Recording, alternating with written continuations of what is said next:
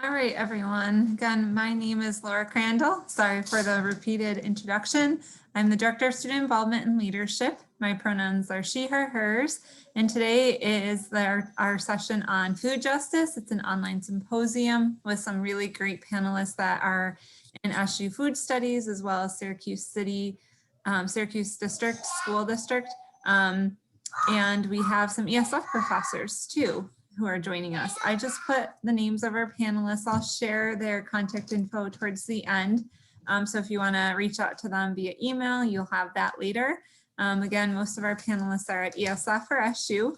And I'm going to turn it over actually to Dr. Kristiansen, who is going to be our moderator and help put down some topics that we're going to kind of keep our targeted conversation on. Again, knowing we can't get into depths on very specific food systems, food justice issues, but more kind of be broader and touch on things. And then again, explore a later session.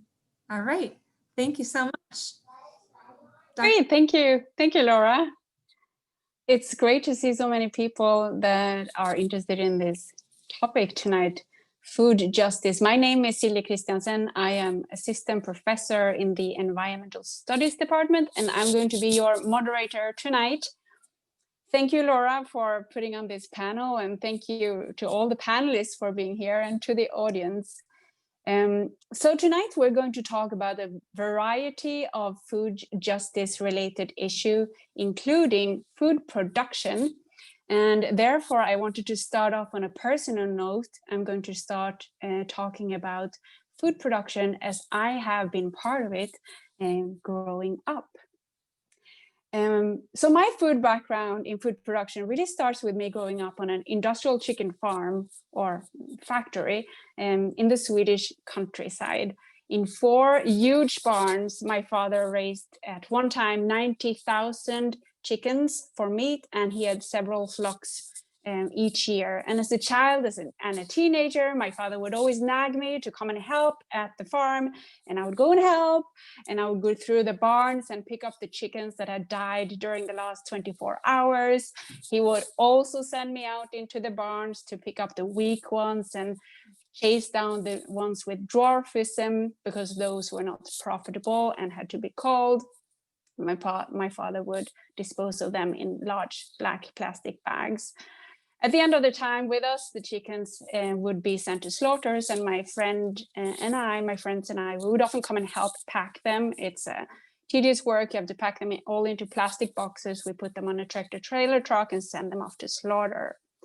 Later, my father sold the farm to an egg producer locally, and he started working for that company instead.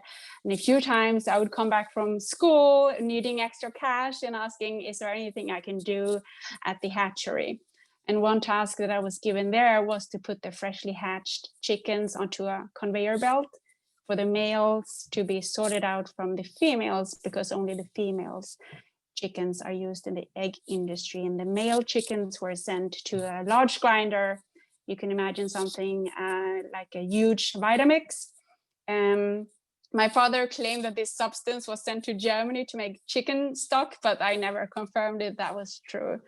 So that was my food production experience growing up. Years later, when I lived in Switzerland, I learned some information that made me engage in extensive, in-depth research into animal food production. And the more I learned and the more I saw, I just knew I did not want to contribute to that industry as a consumer anymore, and I became vegan.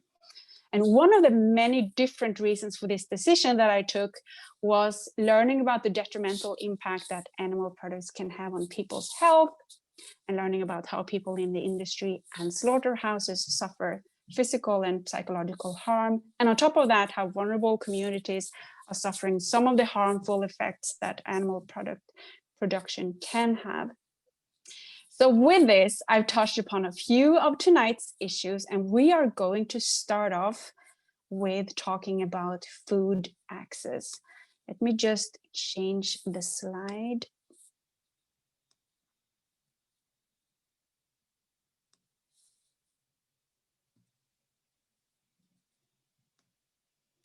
Okay, so food has many injustice issues, and we're going to talk about something so essential as access to food. And I'm going to turn to you, Chaya Charles and Rachel Murphy. Please talk to us about food deserts. What are they? Where are they? And please talk about not only access to any food, but access to nutritionally dense food that makes people thrive and is more than just fat, salt, and sugar. Well, thank you, Dr. Kristiansen. And I just want to say that's an impressive story. I don't know how to follow that. What an amazing journey you must have been on to this day to get into such a role moving and shaking in the food industry regarding food justice. My name is Rachel Murphy, and also thank you to Laura for inviting me along to be part of this panel. I'm Director of Food and Nutrition Service for the Syracuse City School District. And I'm going to just start off before we move on to the other presenters and hear their amazing work that they do in their area of expertise. But I'll start off with just kind of describing a little bit about food access. Particularly, I guess we really need to start with how healthy eating and behaviors that people choose, their individual choices. But we all know that individual choices are dramatically impacted by multiple factors that surround them in the food environment. And that's why the conversation about food access is such a big, big deal. The Centers for Disease Control and Prevention, they define food environment as a physical presence of food that affects a person's diet, a person's proximity to food locations, the distribution of food stores, food service, and any physical entity by which food may be obtained, or a connected food system that allows access to food. So food access plays a direct role in behavior, of course. I know for myself, food access in my role in the Syracuse City School District is very much interlaced with what's happening in the city and the built environment. And we unfortunately have many, many areas of a very high amount of of poverty and food deserts. Food deserts are a loaded conversation because it's really where the poverty rate is greater than 20%, and the residents are more than 33% of residents are over half a mile from the nearest supermarket or food location. Now, just because you're in a food desert, that kind of brings up another issue. It doesn't mean that any food is okay food to eat. It lends itself to a new conversation, and it's not really new. It's more so that food deserts seem to make way for the infiltration of less than nutritious and less than healthful items, and it creates food swamps. So when I describe food deserts to folks, they say, oh, well, there's a lot of food venues. And as a matter of fact, in certain areas of Syracuse, there's about over 500 plus corner stores and convenience stores. There's over 208 or something around that number of convenience stores in the Onondaga County, with majority of them being in the city of Syracuse. And how that shakes out for the population is that for every one convenience store, there's about 500 folks that would be accessing that. That's how frequent and close they are in proximity to each other in the Syracuse area. So it's almost as such that you could say you can't walk from block to block without smacking into a convenience store. And those convenience stores lend themselves to areas of low nutrient quality foods.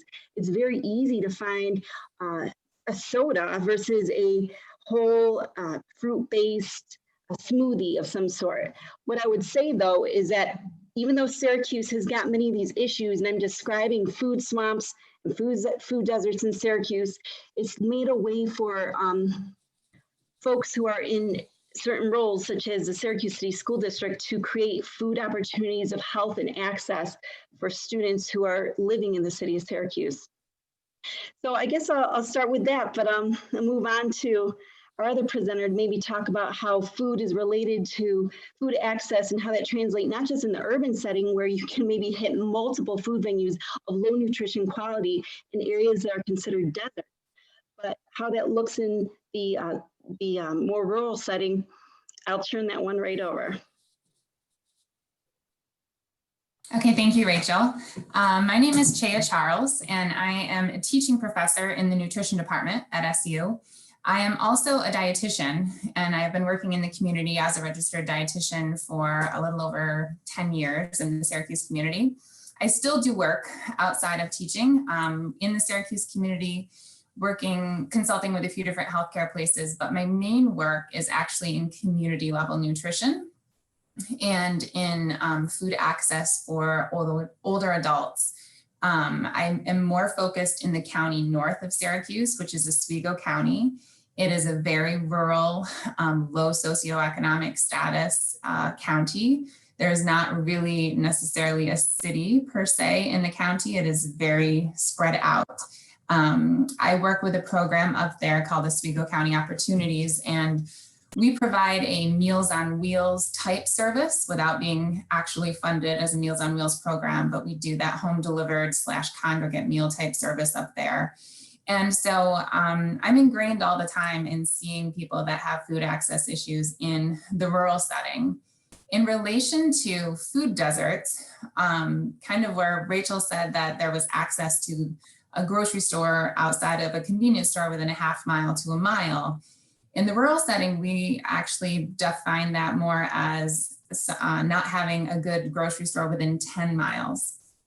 And unlike where there may be convenience stores that have foods that may not be of the best nutritional quality, in the rural setting, there may not be any stores whatsoever.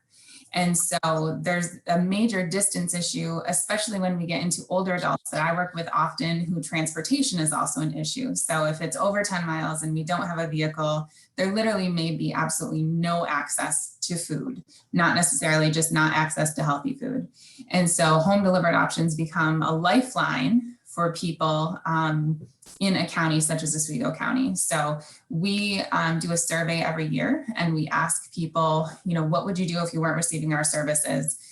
Because we do home delivered meals, but we also connect them with commodity food, the supplemental program where they receive pantry type boxes, and we allocate those to people that can't get them otherwise. We connect them with other types of pantries, and we actually run a small pantry ourselves where we can give people foods in addition to what our standard meals would be giving them. And when we ask that question, what would you be doing if you weren't getting our services? It's some of the years we've had up to 13% of people saying that they would either perish or that they would have to live in assisted living or some type of institutional.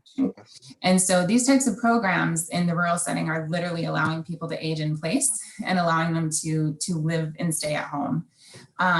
So that's kind of speaks to the rural issue of food deserts. One of the other issues or kind of ironic things in that setting is that you may be in, have someone who has very poor access to food, but there may actually be a farm right next door to them or down the street or within a mile. And so there is actual food there. And one of the things that we actually partnered with, and a silver lining of the pandemic, if there is one for our program, is that we have been able to connect and actually direct source with some of the farms in the local area. Because of food supply issues during COVID, we were unable to get a lot of different products that we typically get. And our local agricultural community stepped up and kind of pushed them to our program. And so we were able to get foods in our program that we wouldn't necessarily have gotten otherwise. We were actually able to provide, in some instances, more fresh fruits and vegetables to people through the pantry type boxes than we would have been able to otherwise. So in some instances, we actually were able to improve the nutritional quality of the foods that some of these people were getting, which was a really great thing. And we're really hopeful and pushing as hard as we can to continue with those efforts after the pandemic, because now we've proven that we can do it. So why would we go back to not doing it? And why wouldn't we continue to strengthen kind of that local connection that we've made? So we really are looking to preserve those relationships, not only for food access, but also to improve that nutritional quality, right? So if we can, as a dietitian, if I can get people more fresh fruits and vegetables, then that is something that I absolutely want to do, rather than the canned and boxed items that people might tend to get more of when they're in a pantry type setting.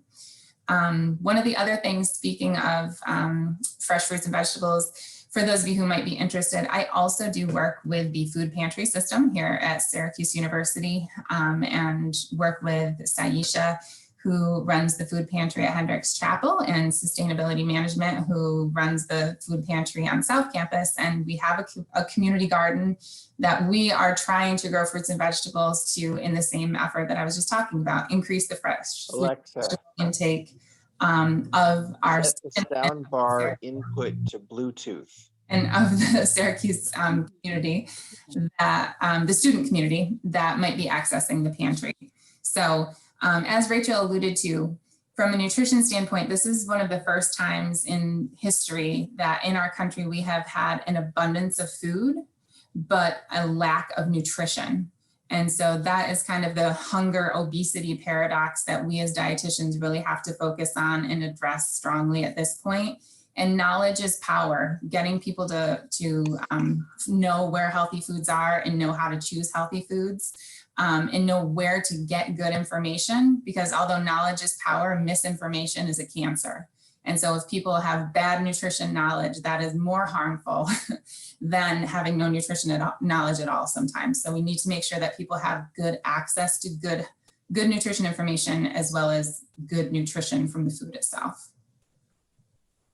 Great. Thank you so much, both of you. Chaya, that is a perfect transition to tonight's next topic. I want to continue talking about food access and who has access, but talking more about nutritionally sound foods. So let me just change my slide here. All right.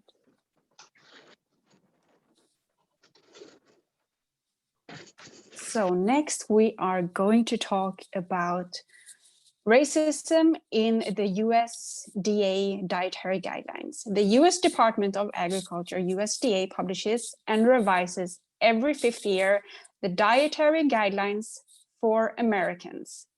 Currently, the 2020 ones are under construction, but we are here looking at the ones that were published in 2015.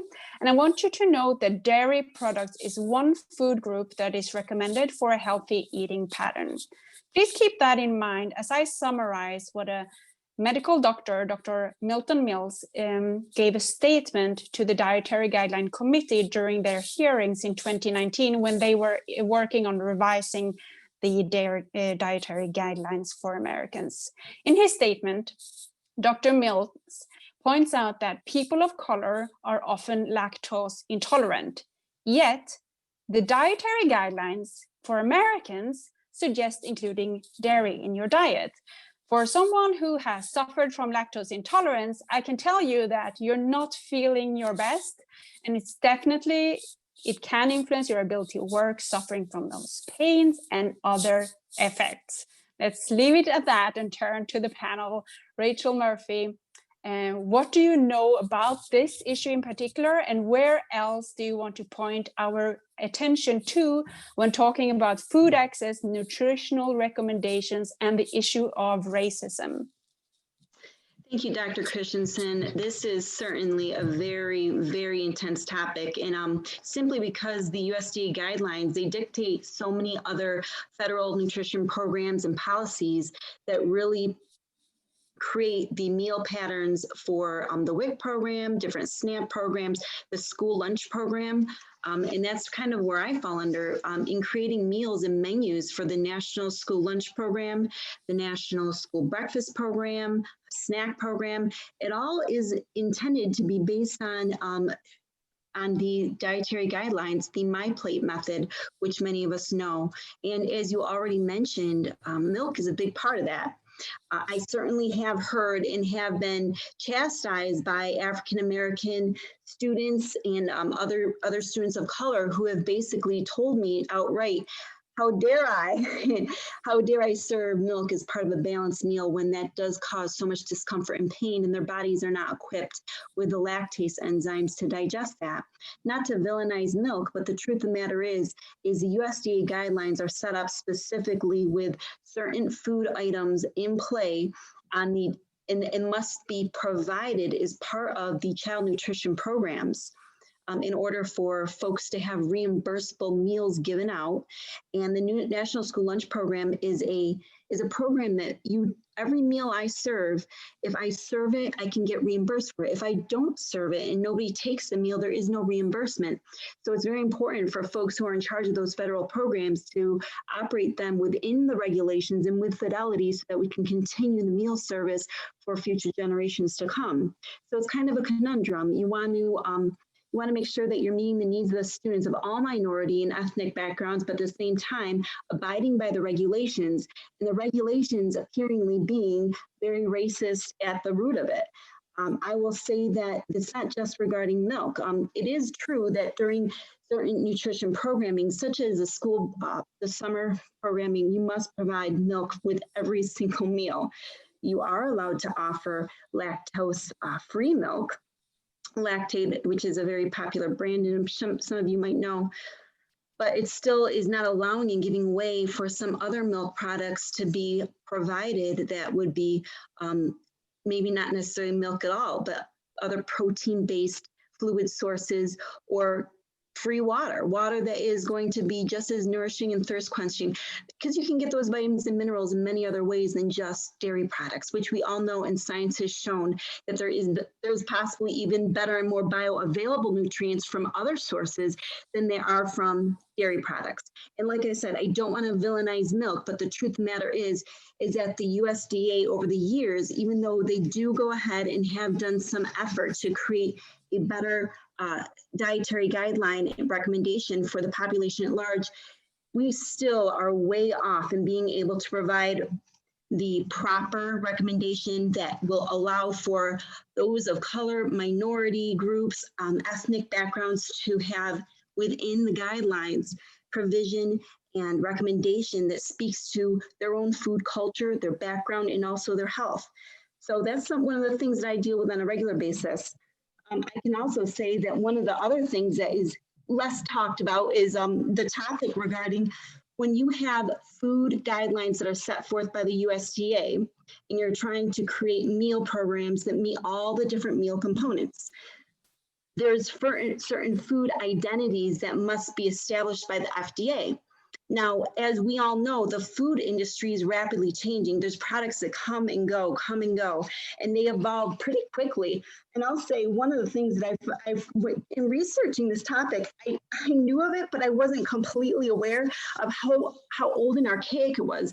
But food identity, if it's not identified by the FDA, then it can't be used as a food component within the school lunch program, the school breakfast program.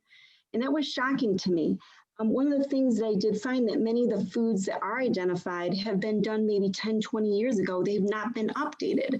So as our food system has changed and evolved, and there's certain food items that have come on the market and have gone off, there's been a lot of things that have never really been established to accommodate the new sciences, the increase in sanitation, the different items that might have been introduced into the food environment. So I understand and I appreciate that the FDA has measures in place to have foods identified properly, but they are not necessarily updated on a regular basis in a way where we should be able to reflect on the national guidelines and say, yes, we have new items. There's been a few that have slipped through. Tofu is one of them. There's also been tempeh that came through. It's now being acknowledged as a protein source in the National School Lunch Program, which is also very wonderful, but we still have a very long way to go. The standard of identity for accrediting foods with the USDA food and nutrition programs with school lunch and school breakfast, we simply need foods to have the specified ingredients need to be updated. The FDA really needs to look at that so that we can have this translate into what fits the regulations for these child nutrition programs. The school lunch program is huge. I'm not talking about just a little small, oh, we want you to look at what's available. I'm talking about a massive, massive program. The school lunch program has been in existence for many, many years, and it will continue to be so and feed many, many children. So until we really look at the guidelines and update them, and also look at what the FDA is doing for the standard of identity with food items, we're always going to be behind schedule here. which we don't want to do because we all know that food is directly impacted, it's directly related to somebody's culture, their background, and also somebody's personal health. It is a great example, and thank you for bringing that up, Dr. Kristiansen, regarding the lactose in the African-American people of color and how that directly impacts their health. And yet it's still a #1 recommended fluid item that should be part of, according to the USDA child nutrition programs, every single meal. Thank you so much. Great information, fascinating. I learned a lot. Actually, just add to that from the production side of things. Yes. You know, we're going to talk about production in the next section, but I think just following up on what Rachel was saying is that specifically, right, the child nutrition programs and many emergency and supplemental feeding programs are done through the United States Department of Agriculture, right? And the United States Department of Agriculture primarily serves agricultural interests, so farmers. And so it's really important to understand how those types of guidelines get defined with the interests of farmers in mind primarily. So a lot of our emergency food programs come from having gluts of things like cheese and milk, and then have been made permanent over time, but it's based on having excess of food. So when you start thinking about kind of the balance of foods that we have available, the types of farmers that get subsidized and prioritized, who has lobbying power to make sure that the USDA is working on behalf of them, you know, so you can't really take production out of the equation, which is why we think about food as part of a system, right? And so nutrition is always related to food production, and especially anything that the USDA has its hands in is going to serve the interests of farmers first. And so that's a really huge problem with the way that our funding, you know, the funding streams for how a lot of nutrition programs are organized. So the exact restrictions that Rachel's speaking to in terms of how to create guidelines oftentimes have to do with agriculture as much as anything else and the agricultural interests. Thank you for adding that. That's something really important to keep in mind. So we have touched upon food production already. We have a question that lays in between food access and food production, and Matthew Pottinger is going to talk to us about the particular time during COVID-19 in terms of food access and food production. I do not have a slide on that, but Matthew, you said that you have slides you want to share.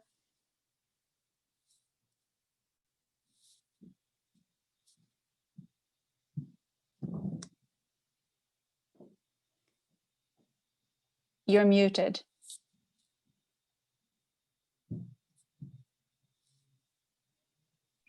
Okay. We hear you. All right. Let me set up here. Hello, everybody. Yes, I'm Matt Pottinger. I teach in the landscape architecture program at ESF, and one of the things I focus on is on food systems and landscape. And actually, that's how I want to frame what I want to talk about here from a systems perspective. And I just finished working on a food system plan Onondaga County, Syracuse, and you can see the objectives there, co-authored with Evan Weissman, who many of you know is in the food studies program. But taking a systems perspective, it's really kind of like what Laura Ann just brought up, is that everything's interconnected. The school lunch program is connected to production and USDA. And so when we start talking about food access, which we already have been, and the location and size of supermarkets, that's all connected to all the other sectors in the food system. And so I really, this idea of a systems approach is important for understanding any issue or problem, the relationship between production and processing, distribution, markets, consuming, waste.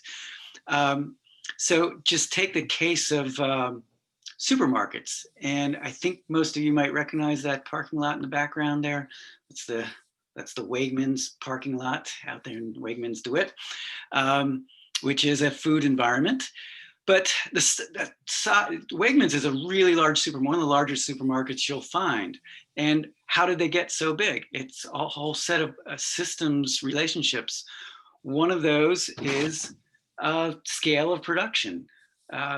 all across the food system, things have grown in scale and concentration and basically corporate control, so that one major corporation, Taylor Farms, actually grows and distributes and markets most of the greens that you buy in supermarkets all across the country. And most of that comes from one valley, the Salinas Valley in California. And that's connected then to the size and growth of the corporations of retail grocery stores, supermarkets, supermarket chains. You can see a big jump in the 1970s in the size of grocery stores.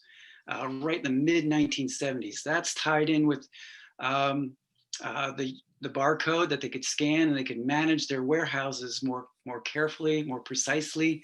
And supermarkets created their own distribution systems after that. The distribution system, food coming into Syracuse before then, most of the food came through the regional market, which was a public space. So food system became more privatized. And guess what? They moved out of urban locations at that time because they wanted larger areas. So they moved out. In the mid 1970s, there were 4 or 5 larger, full service grocery stores. They all shut down in the 1970s. Okay, as we got the larger grocery stores out in the suburbs. And that's also connected to the larger, you could say, systemic racism, because all those communities where those grocery stores shut down were former redlined communities that were impacted by urban renewal, and the move to suburbs with the development of highway infrastructure. So you can see all these larger system connections here just in, the issue of food access. It's not just about a grocery store being there. It's a whole set of other systemic changes. And this is something that one of my students did, took the parking lot of Wegmans, the footprint of it, and laid it over the Westcott neighborhood, which used to have a grocery store, okay? And so you just see the impact. And now all those people in that neighborhood have to drive out to Wegmans or some other grocery store.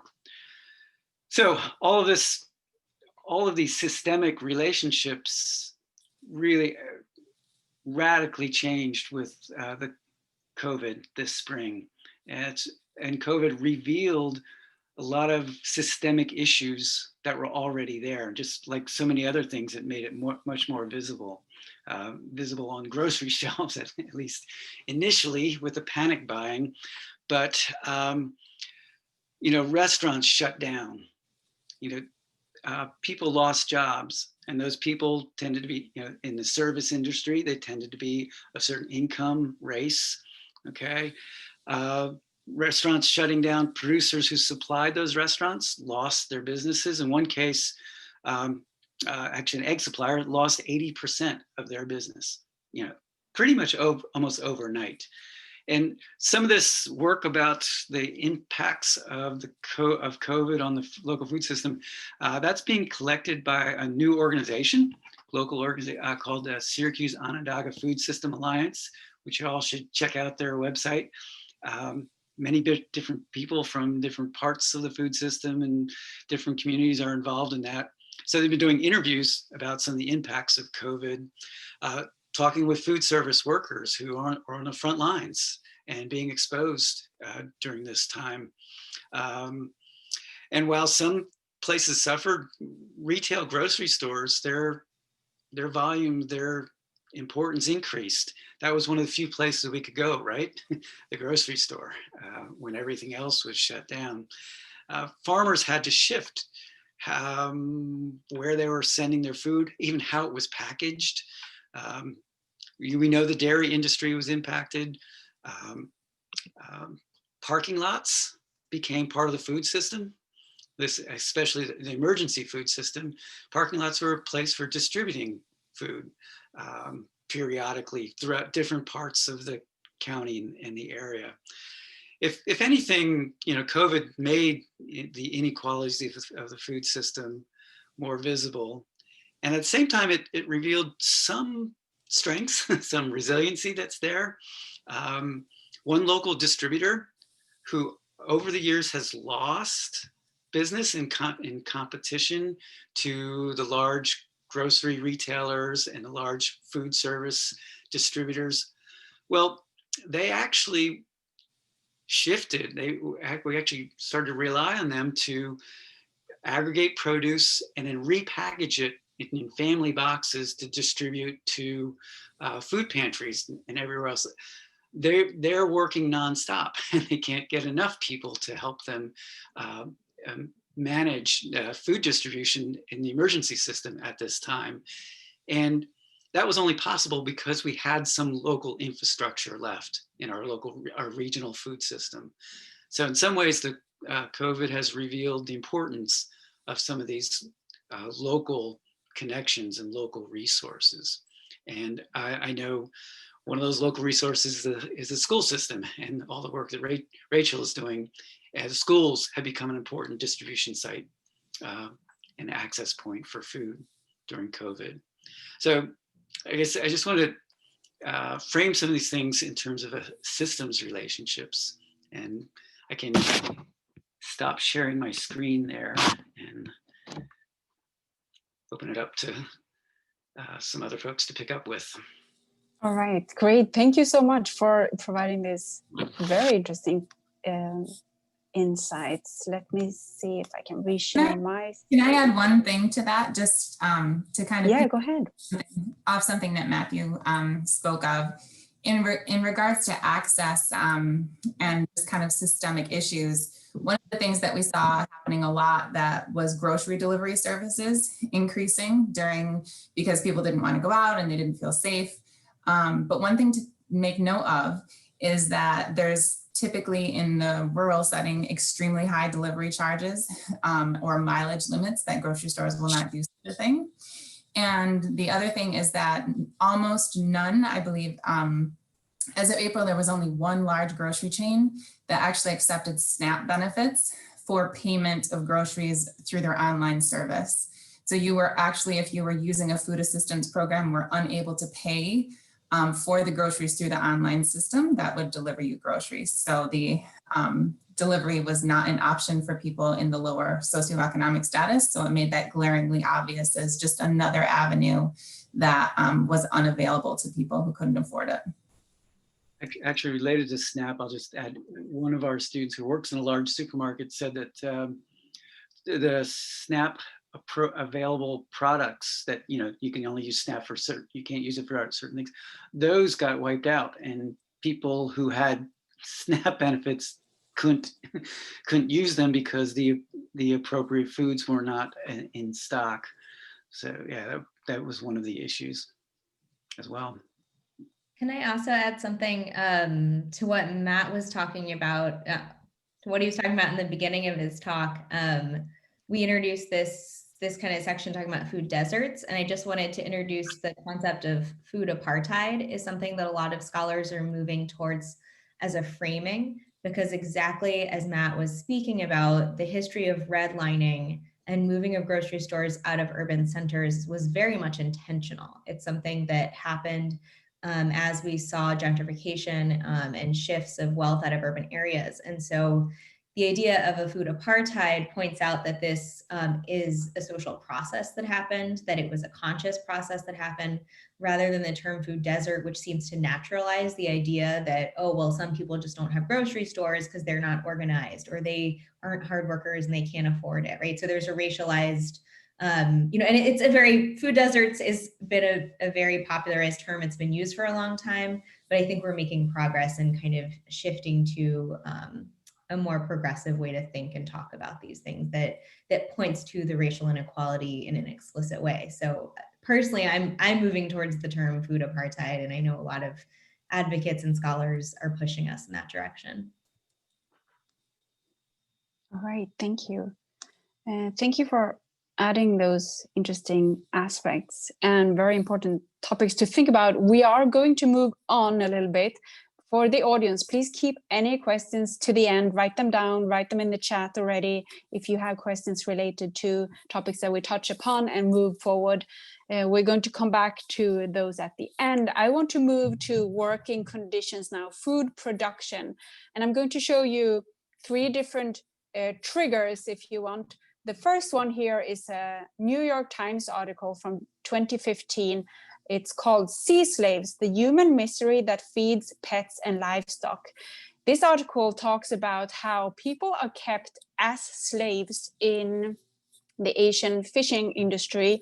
And this specific article interviews Mr. Long, who was held, a prisoner.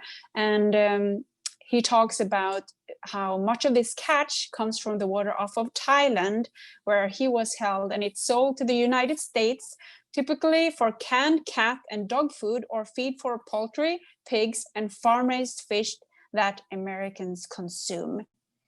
The next trigger that I want to leave you with is Yale Global Health Review that talks about psychological harm in slaughterhouse workers. This article talks about how slaughterhouse workers have to endure very difficult psychological conditions. One person that they interviewed says, down in the blood pit, they say that the smell of blood makes you aggressive, and it does.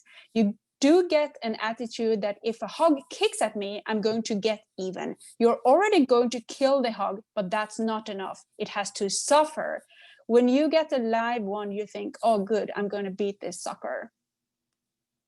And the last one I want to leave you with is we heard a lot during the pandemic about how slaughterhouse and meat packer plant workers became the new frontline in the COVID-19 war, workers that were not able to socially distance and got COVID. So these are 3 triggers, and I'm going to turn to you, Laura, and please talk about what are consumers really paying for here, and what else is going on with working conditions in general. You can talk about these examples or any other examples that you want to bring attention to. Thank you. And thanks for inviting me to be part of this panel today. I'm Laura Ann Minkoff-Zern. I'm an associate professor of food studies at Syracuse in the food studies program, and I'm also the director of our graduate program in food studies. So, if people are interested and want to hear more about what we do in food studies, I'm always happy to talk about it. So I also focus my research and a lot of my teaching on food systems labor. So all of the issues that were just brought up are things that I teach on and that I do work on. I look specifically at the role of workers across the food system. So when we say workers across the food system, it's everything from farm workers to food processing workers, so people working in meat processing bakeries, transportation workers, service workers, and all the way to labor in the home, because many of us are engaged in food labor in our daily life, paid and unpaid. My own research is with farm workers, so people that work in the field. And so I teach a course specifically, Food Studies 310, which is workers across the food chain, where we look at workers throughout all of these sectors. And one of the things that we look at is, I always in my work try and present that there's 2 ways to really think about labor in the food system. One is looking at the systematic exploitation of workers in the food system. So the ways in which workers, especially farm workers, have been left out of national labor regulations and health protections, all the way through service workers who work at a sub-minimum wage and are not necessarily guaranteed, fair working conditions and deal with rampant conditions like sexual harassment in the field. So there's one way to look at the food system, which is that food workers are systematically exploited, that they're paid very low wages, that what we see, racially is that people of color typically are working at the lower income positions in the food system in every single sector.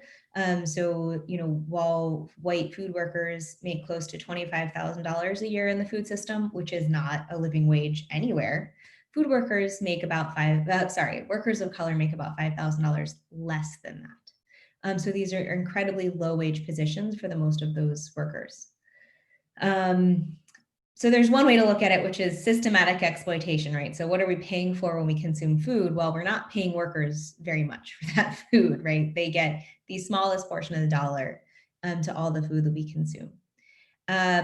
Another way to look at food systems labor, which I think is a more hopeful one, is that food workers, if you look at it across the food chain, again, it's a food systems way of thinking about it, that they include 20 million workers across the food chain. That's 1 in 6 people that are employed or employed in the food system in some way or another, and that it's one of the largest sectors of employment. So if we're thinking about food systematically, that's incredibly powerful. And so there are several organizations that organize across the food system for this reason, right? If we can get workers in the field identifying with workers in a restaurant, and we can get all the consumers that are fascinated with food justice and food health to say, wait, this is part of food justice, right? Workers are part of food justice. And I'm not just okay knowing who my farmer was and if the cow was treated properly, but was the worker that was milking the cow treated properly? If that becomes a part of our definition of food justice, that's a very powerful thing. And so there's been a lot of shifting in the way we talk about food in food movements, from kind of being one that's a consumer focused,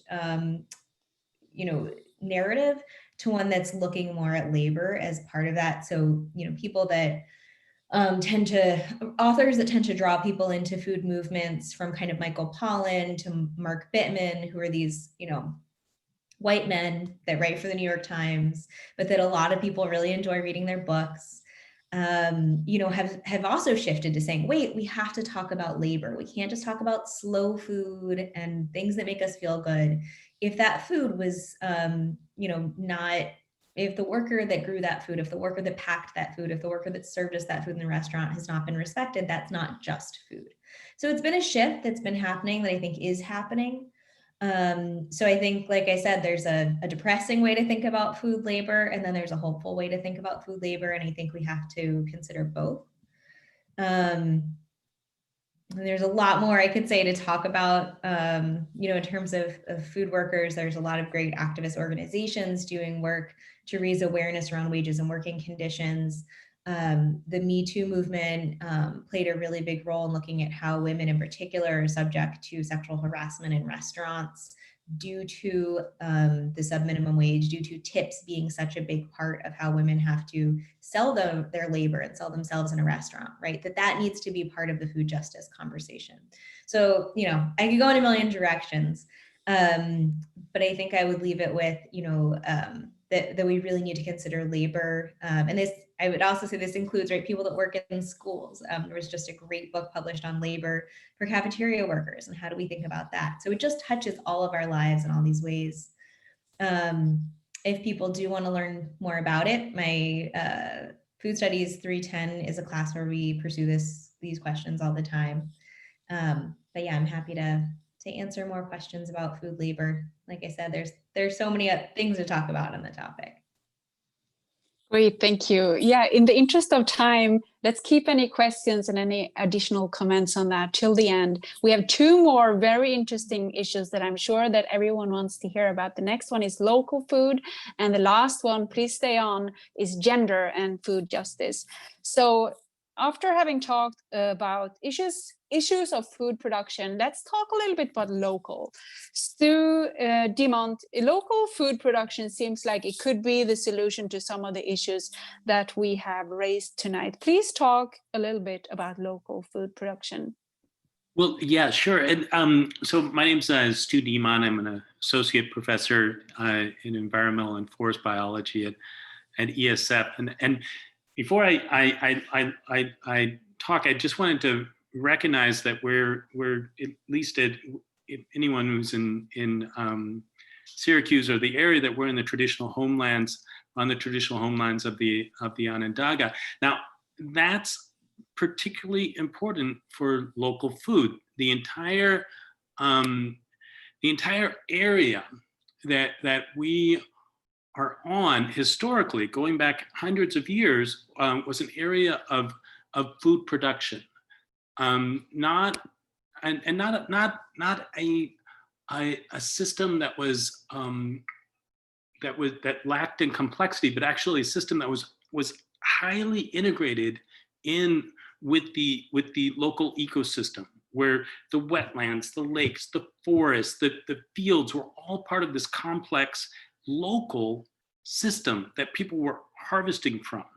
And so when we look at, for example, degradation of Onondaga Lake, and Matt was talking about the systems and how these things relate, we look at these traditional homelands and this traditional food production and this traditional local production and how that was degraded. So we look at restoration and what we do when we restore local ecosystems, when we restore local food systems, we are recapturing that dynamicism.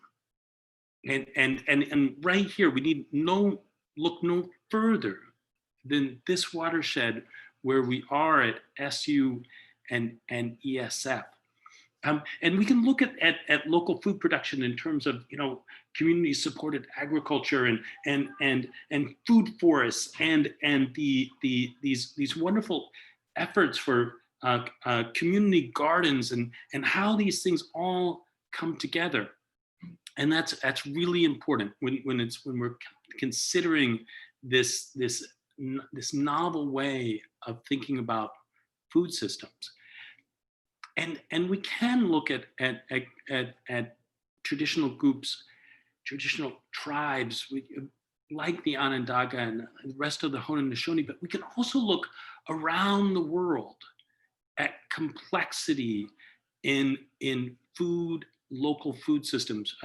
Much of my work is in Mesoamerica, so southern Mexico, Central America, and I'm looking at these complex local food systems that are really ecosystems. And when we compare the food system to a preserve, let's say, where we're roping off areas from people you can't enter, you know, when you look at the food system and you compare, let's say, birds, you find the bird community, the landscape level diversity comparable in the food system. And so you can meet various goals that are important to society. And yet, why this is important to food justice is these systems are in danger. And sometimes they're in danger not just because of changing society, but sometimes misplaced policy. In the community, one of the communities where I work, people are being paid monthly credits, so that they're carbon credits that can be so that essentially so that folks in this particular program in Spain, Japan, and even further north. I mean, I hate to say this, but Silje, because I know this is your home place, even in Sweden, buying these carbon credits. And what happens is there's a discontinuation of the local traditional system that is in many ways more sustainable than the system we've developed. And so thinking about how all these things relate, as Matt's saying, in this complex system, and thinking about climate change, and thinking about access, and thinking about labor and use and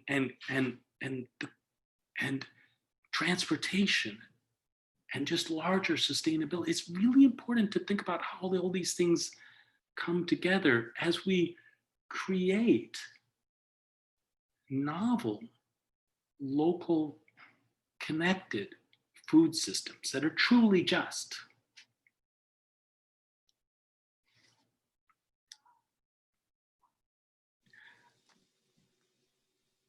Thank you. So this is such an amazing panel from the start. I really enjoy this. The last issue we're going to talk about, let me just change my slide, is gender.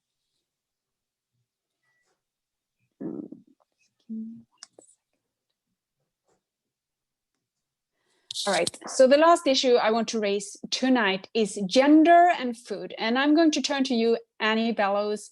What do we know about gender and food? What is there to social pressures of eating certain foods?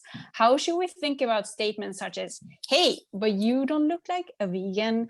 Feel free to talk about any of the above, including COVID outcomes and gender.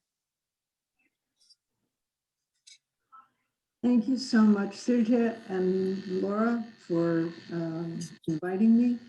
I'm going to be talking about just different aspects of the way to think about gender in food systems and connected to food justice.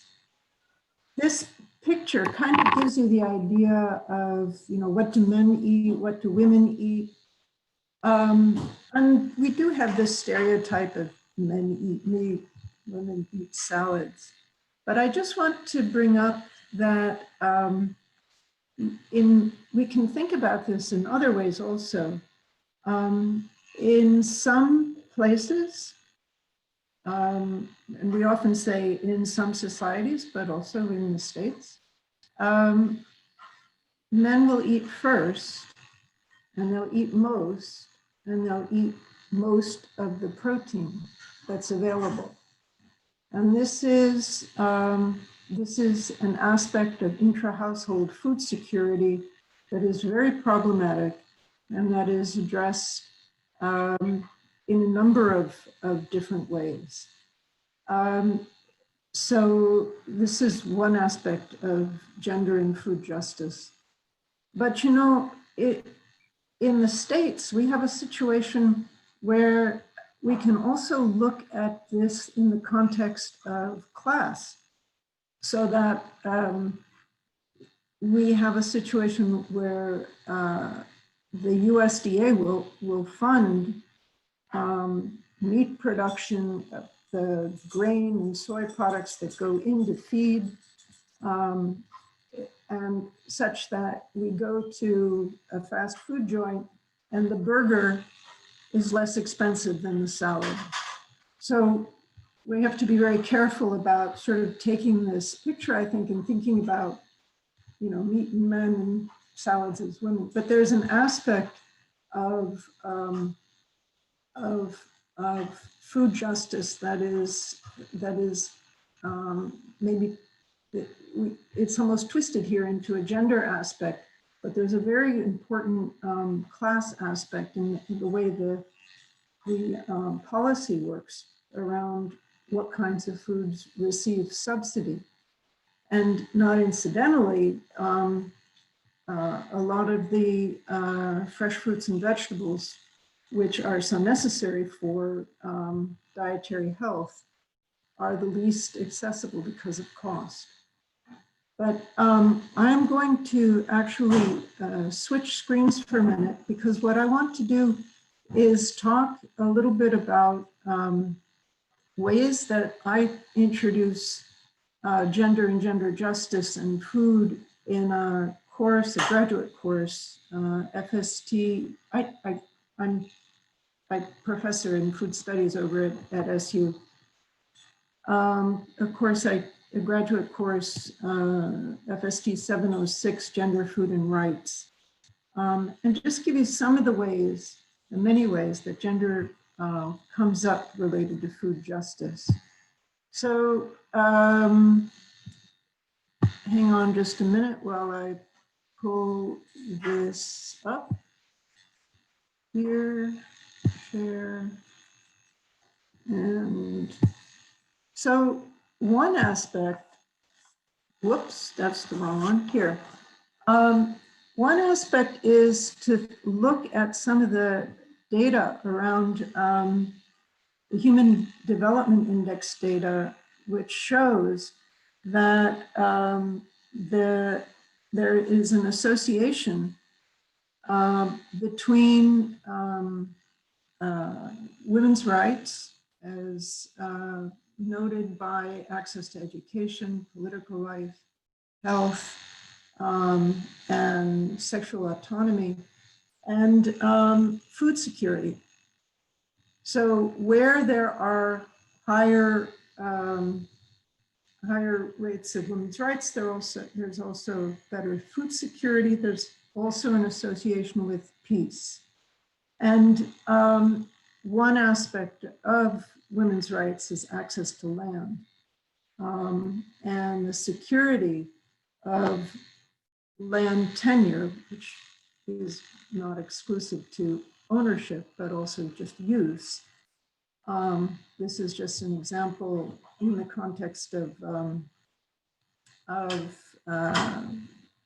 African land tenure issues.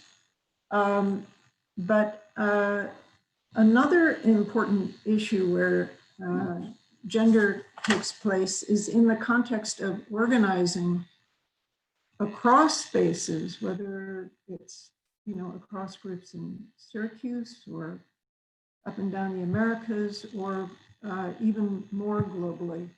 And that has to do with women and men working around analyses of power. This is an example of a book that came out by the Global Network on the Right to Food and Nutrition last year. And the point is, where is women's power in food struggles? And a lot of the dialogue here has to do with work not only among women, but also among men, and often women's defense of marginalized men. Some of the issues that are addressed have to do with looking at linkages between the violation of different kinds of sovereignty and the corporate capture of global food systems. And that those sovereignties are like personal sovereignties, bodily and sexual autonomy and nonviolence, people's sovereignty for the family, the culture and the community, and food and nutrition sovereignty for localized food systems and economies. Another topic that I touch on that is really critical is maternal, infant, and young child feeding. Breastfeeding in particular is a highly political area of the food system and food justice. It is the space, it's the most local of food systems, it's the beginning of food sovereignty, and it is the site of some of the main globalized agro-food industry corporate takeover. The interference with breastfeeding and the introduction of processed foods instead of into the first foods, the complementary feeding, which happens in addition to breastfeeding. That's one of the biggest areas of corporate profit, and it is moving into and interfering with the introduction of local foods, cultural introduction to culturally specific and locally specific food systems. It commodifies and corporatizes that opportunity to introduce children at the earliest stage into the food of one's own culture. And with it, the early introduction of chronic disease-related nutrition associated with diabetes, heart disease, and obesity. So the last example I thought I would mention brings some of these issues back home. And I want to connect it to a course I teach, the FST 312, Emergency Food Systems. It's a spring course, And a little plug here in food studies, we are really thrilled whenever we get ESF students. They've always been wonderful. But anyway, in this class, I try to introduce students to different aspects of the emergency food system in Syracuse. Everything from pantries, soup kitchens, meals on wheels, congregate feeding, etc. But also to critique those systems and the limits of what they can produce. This, if inside the emergency food system, you can see aspects of gender when you see very often men will have, well, women tend to, who are very low income, tend to keep kids, and the lowest income groups are single-headed female households. They will more often go to pantries. They more often are doing cooking. In the soup kitchens, you get more men who in low income situations will tend to have more of an incidence of homelessness, no access to kitchens. So you have a very gendered portrait, in a sense, of emergency food systems conditions, which is important to understand in the process of thinking through responses to the emergency food system.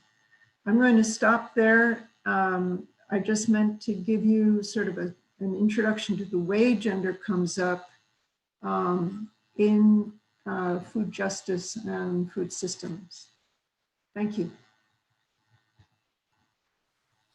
Thank you so much. Fascinating work and lots of information I did not know about. Thank you for sharing all that. And thank you to all the panelists and to the audience. Please, the floor is open. Let us know what your questions are. Hi, this is Laura. I did see a question come up. I'm just going to read it. I apologize. I think I might pronounce a couple words wrong too, but I remember learning in high school about Agulia aquifer in the Midwest Plains being depleted of its groundwater at an alarming rate. Is this still an environmental problem? And if so, what are the possible ramifications on local food systems of depleting aquifer beyond its regeneration rate?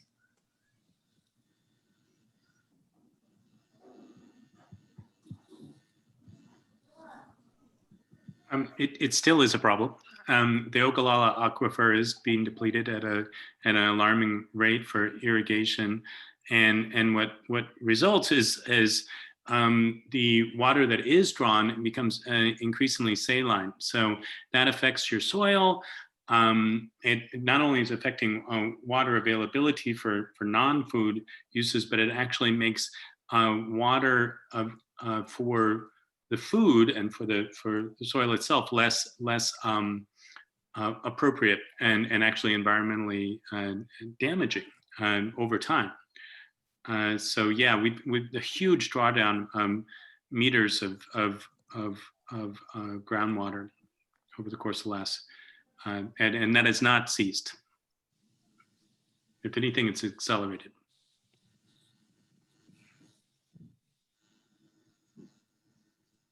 Thank you, Gavin, for that question, and thank you, Stu, for answering it.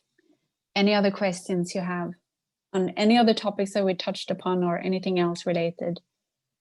I have a question. Go ahead, Natalie. I was wondering, because bouncing off our most recent discussion surrounding gender, I was wondering if we could connect the dots a bit more and hash out this conversation around maybe why women are more likely to be vegan or vegetarian than men, and how we can approach dialogue with men, obviously with the consideration of other things like classism and racism. But yeah, I find that like even in my life, like there are so many more women who are vegan and vegetarian than men. And I think that it's like undeniably tied to like body image issues and the patriarchy. So I'm curious as to what you guys would have to say to that. I think that there is a lot to do. There is a lot of connection to body image, but I haven't really pursued that myself, and I would leave that open to my colleagues to respond.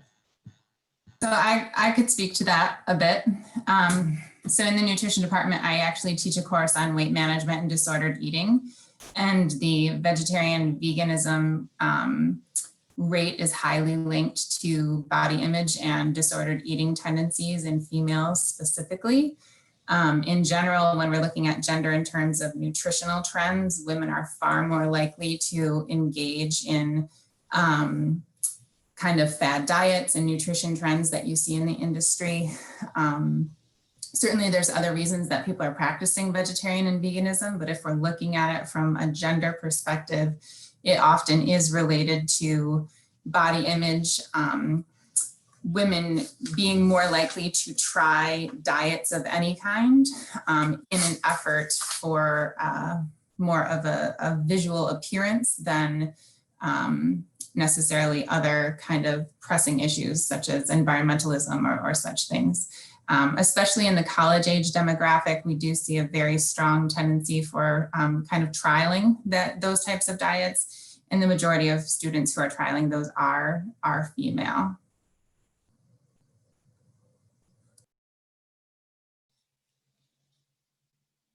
Thank you. Yeah, related to that, I often hear from people who identify as male that are vegan or vegetarian that they are given a hard time, much more so than women are, and having to answer questions of their friends. So why is that?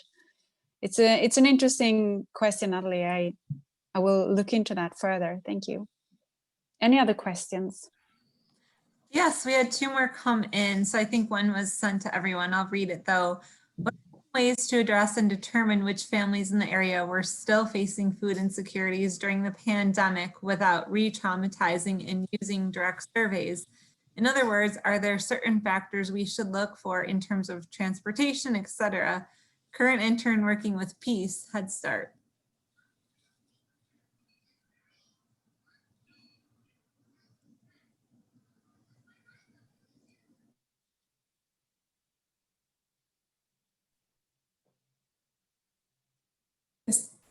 This might be best if Rachel answered this one, I would think. That's a great question. I will say that this conversation has already occurred, and one of the things we were trying to look at is we know that there's a lot of tech available, and some of that isn't necessarily easily accessible to folks of a lower economic status. We see in the city of Syracuse, there's many families who lack access to certain resources and knowledge and education that is just simply available on the World Wide Web, and they don't necessarily have that internet or there aren't hotspots available for them with devices that they need to go ahead and get that information. So one of the things that we were looking at is basically trying to leverage the other opportunities that are occurring in other areas for food access. One of them, for example, that was we were trying to just replicate. We know that these programs are working for folks who have the means, Grubhub, food delivery, those things of that nature. And we don't really need to do a survey to know that you can have access if you can go ahead and pay for the delivery fee. In trying to advocate for a way for those delivery fees and whatnot to be linked into these other programs that are in existence, like the National School Lunch Program, some of these other SNAP benefits that maybe we could have a link between the assistance programs and delivery services so that there would be more opportunity for access. That is something that we were looking at. And I think there's a lot of opportunity where we do not need to talk about new solutions. We don't need to survey people. We just got to look around at best practices, that are already being employed throughout the community in other states and other communities, and translate them into really, it's an equity conversation. Everybody should still have the access, and it might look different for each person so we can meet their own individual needs. But I don't think we need to survey people. We need to look at structural, systematic changes so everybody's needs can be met. Thank you. I know that Shiva Shwani, who is an ESF graduate, has a question. So Shiva, if you want to unmute and ask your question, go right ahead.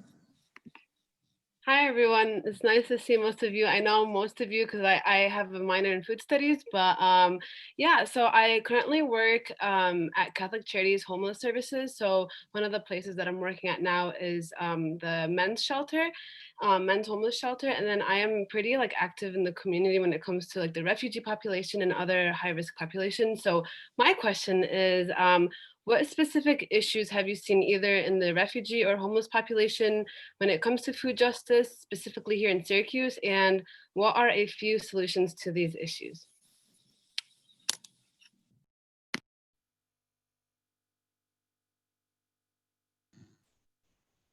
That's one for Matt, isn't it?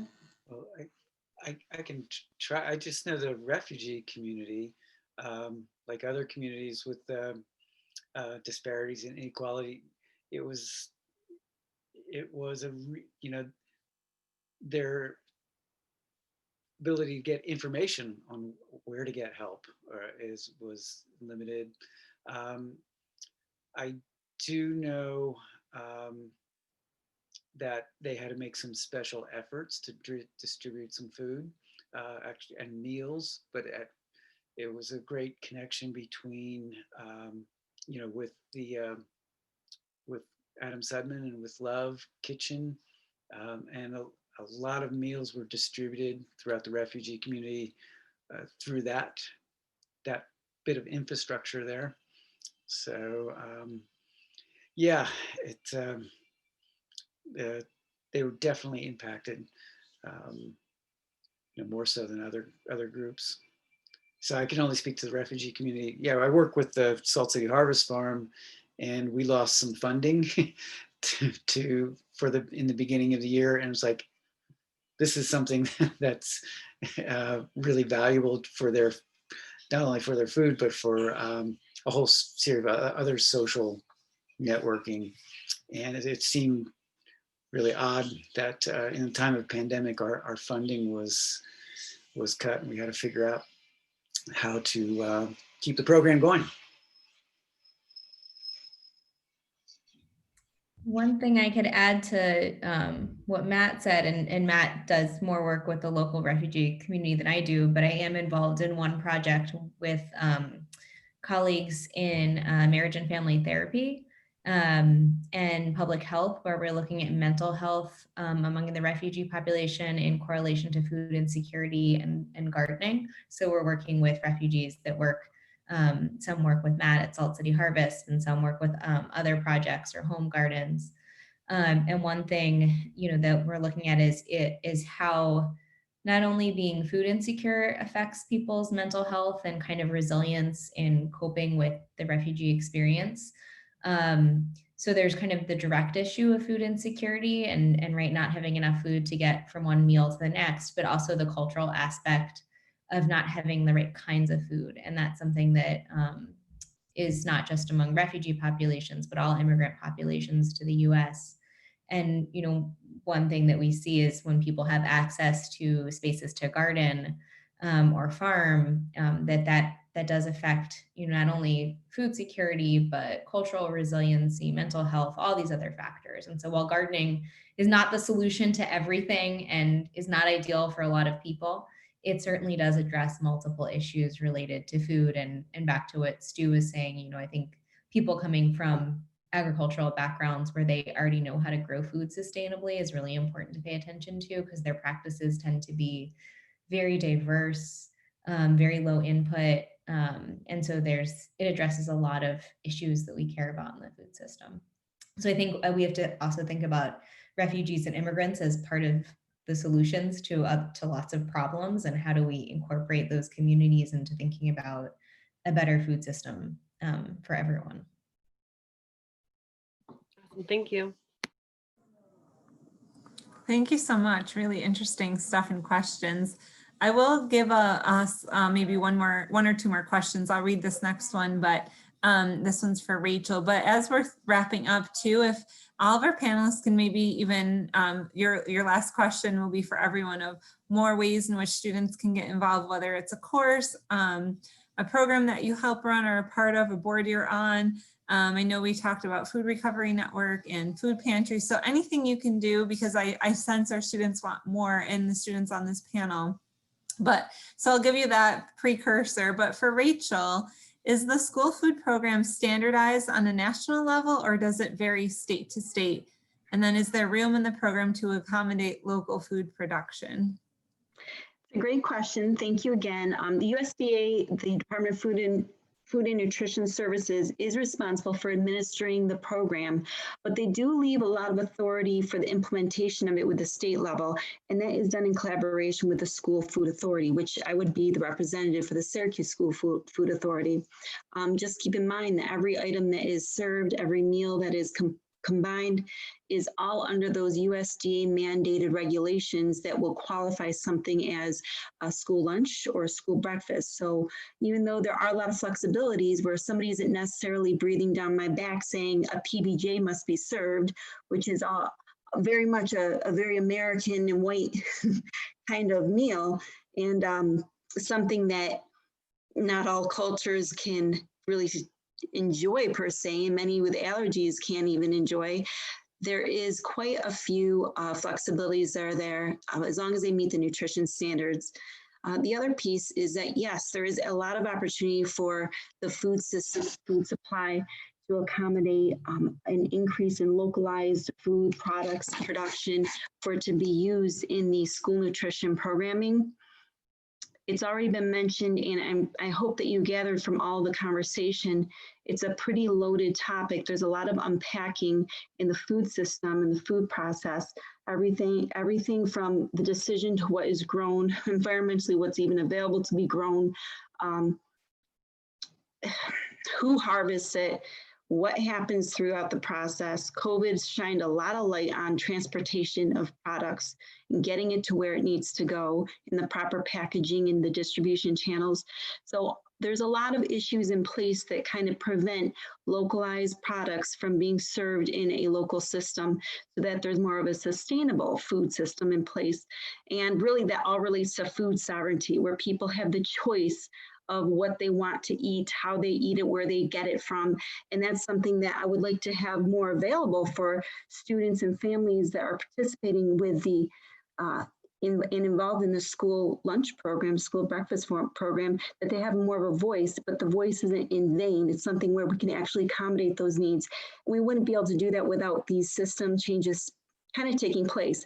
And I guess with that, I'll segue right into thank you for letting me come on board and to speak to everybody. I hope this was helpful, and I hope that all this didn't sound just like jumble, but serving school breakfast and lunch program for a city of 21,000 plus enrolled children is a lot, and there's a lot to it. But we have such a great need for the community to be part of that conversation, to direct how we use these funds and these programs. I'm part of the steering committee for the Syracuse Onondaga Food System Alliance, SAFSA, which was already mentioned.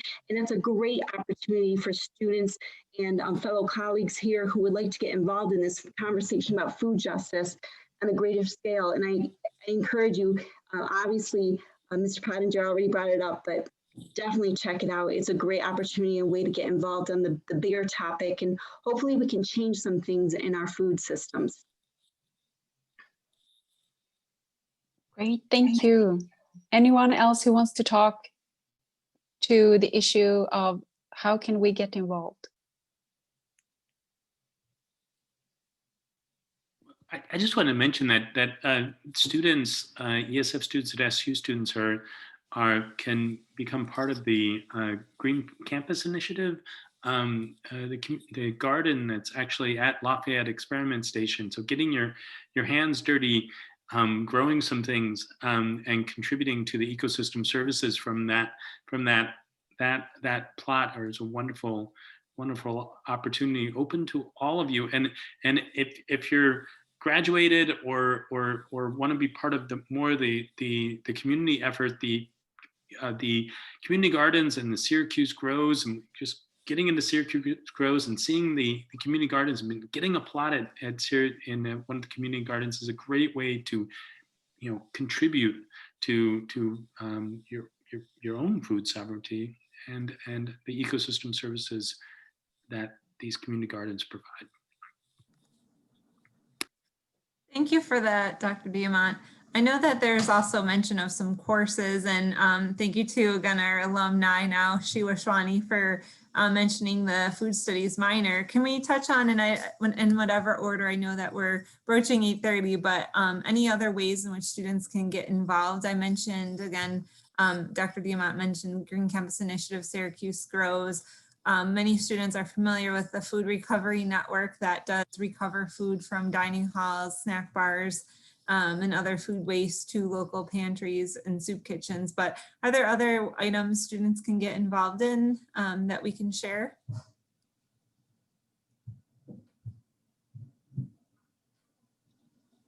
Well, I'm happy to plug the graduate program in food studies here at Syracuse. We're always happy to have students in our undergraduate courses, but it's especially a great program. I think ESF students are really primed to do a program in food studies when they finish their undergrad. So it's a really multidisciplinary program. It's a 2-year master's, and you can go a lot of different directions.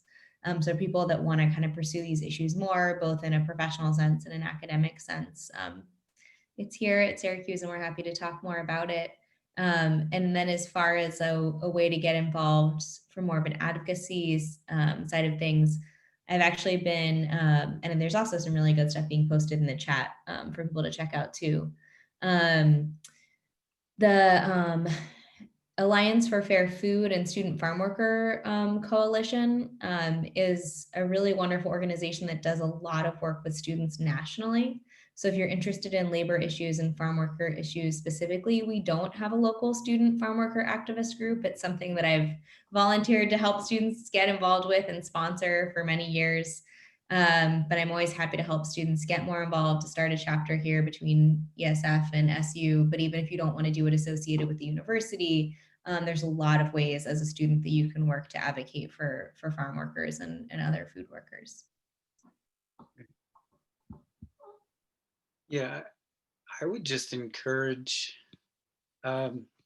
student initiatives like that, student engagement like that. And while I teach a course on food system planning, design and stuff, I'm actually interested in promoting at least awareness and engagement and some sense of identity of students interested in food systems here at ESF, and the link with SU. But I would love to have a jointly taught class at some point with other folks at ESF and maybe even food studies, whatever, some around certain shared topic, issue, theme. So I know there's a lot of interest out there in the ESF student community, and I think it would be great to have more to know that you're not, that there's a collective interest in some way to bring that together. I would add that we have tried to do some of that. Stu Diemont has tried to work with us in food studies to try to do a cross-campus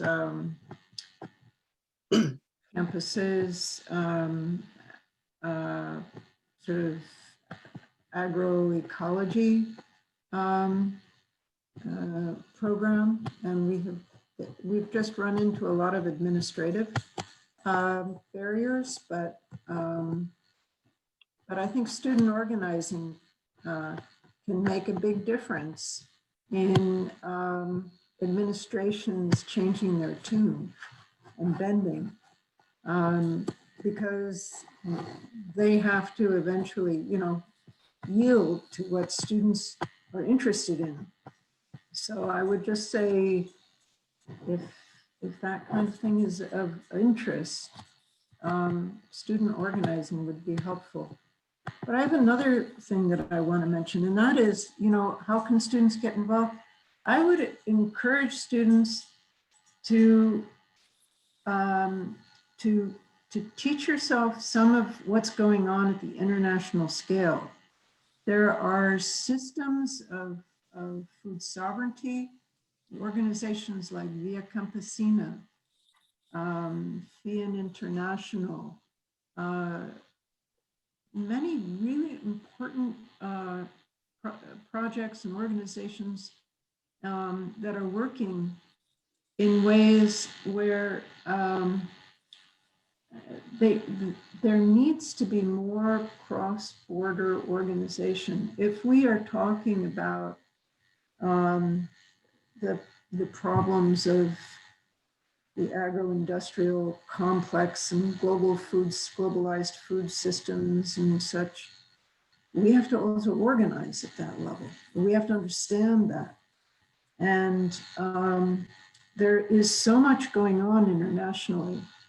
And I would just encourage you to educate yourselves and just sort of reach out and learn about these organizations. I think the US has so many really strong food justice initiatives that have made huge difference. But so has the rest of the world. And I think that there is a lot we can learn from. And we tend to be insular. As good as our initiatives are, we need to look abroad. Thank you again so much. I know that we also had a couple guests who were not necessarily on our panel, but I do want to mention them. So Janelle Robinson, who is works with Syracuse Grows. I'm not even sure all that you do, but thank you for being here and posting about the Southwest Community Learning Farm that we will definitely push out. And if you wanted to say a word or two, that's totally fine. Hi, I'll just say hi. Sorry, I'm single parenting tonight and multitasking with dinner and bedtime, so I couldn't share my screen. Yes, hi. Kudos to all the food studies and ESF professors. I definitely encourage you all to take their courses. They're all so knowledgeable and do such fascinating research. I'm in the Maxwell School, associate professor in geography. And then, yes, I'm on the board of Syracuse Grows. Thank you for being here. Janelle teaches a really wonderful community projects course. Janelle, you should just mention a little of it. I didn't want to steal any thunder. Yes, I teach a community engaged course in the spring called Community Geography Theory and Practice. And typically we partner with all sorts of different community organizations, some food related, some not. This year in our course, we'll be working with Syracuse Onondaga Food System Alliance. Through the Lender Fellowship was actually a fellowship that was awarded to Evan Weissman, who passed away unexpectedly in April. But we're carrying the fellowship on and trying to make sure that we get some good deliverables for SOFSA as they move forward as a nascent organization, Food Policy Council here in Syracuse. Can I ask also, Saisha Bird, she is taking on one of Evan's courses, which is also a project-based course. Saisha, if you're there, can you? I am here. My background is kind of my refrigerator because I'm getting the kids to bed and doing my cleanup. But so in honor of Evan, and working with Janelle closely with Janelle and learning from her, I will be teaching the course in the spring, connecting students to community efforts. Evan and I had talked about this course and had talked about SOFSA, weeks before he left this world. And when I was asked, I just felt honored to be able to do it. Students are awesome. I'm really trying to engage more with food systems in Syracuse. One of my main goals is to get most of these corner stores to sell fresh produce. And I kind of text Janelle a few minutes ago, like, I want to do like a bar rescue on our corner stores. You know, if they're willing to sign a 5-year contract to keep fresh vegetables in their stores, then, you know, we'll come in and give them a makeover.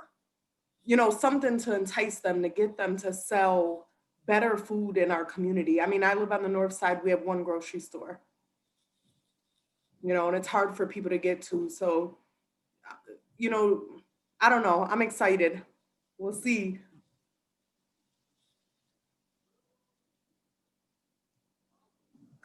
I also would just mention if students are looking to get involved, to contact the food bank of CNY.